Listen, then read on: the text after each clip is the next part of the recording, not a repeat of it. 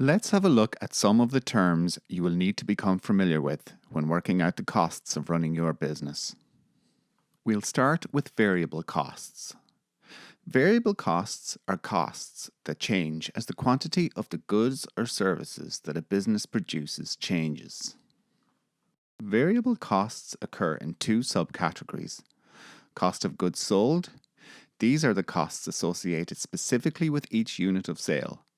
These include the cost of materials used to make the product and the cost of labor used to make the product.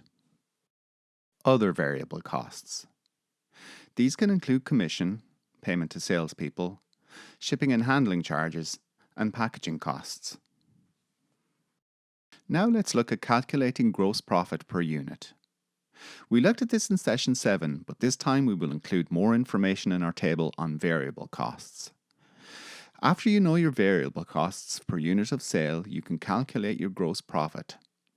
Subtract the cost of goods sold and other variable costs per unit of sale from your selling price per unit of sale.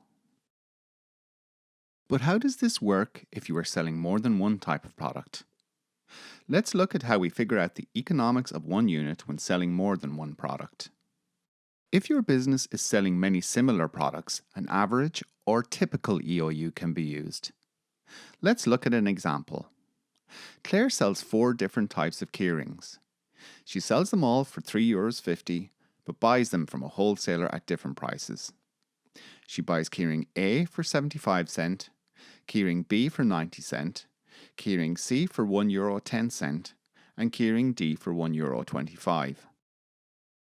Rather than make separate EOUs for similar products, Claire uses the average cost of each keyring to calculate the EOU for her business. She adds the cost of her 4 different keyring types together and divides by 4 to get an average cost, which in this case is €1. When we include the other variable cost, which is packaging, this brings the average cost per unit to €2. This makes the average gross profit per unit €1.50. Next, we will look at fixed costs. Fixed costs do not change based on sales. Therefore, they are not included in the economics of one unit. Costs such as rent and phone bills are fixed costs. These are not included in your cost of goods sold because they are not direct costs incurred by creating the product or service. A cake shop has to pay the same rent each month, whether it sells 1 cake or 15 cakes. The most common fixed costs are utilities, such as gas, electric, telephone or internet. Salaries, advertising, insurance, rent, loan repayments and interest on loan repayments are all fixed costs.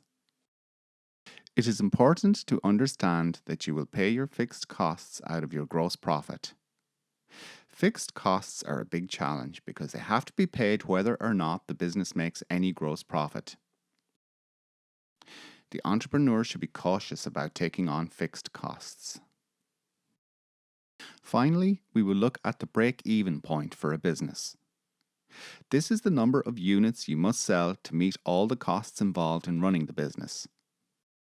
This is the point at which total revenue, money from sales, equals total costs.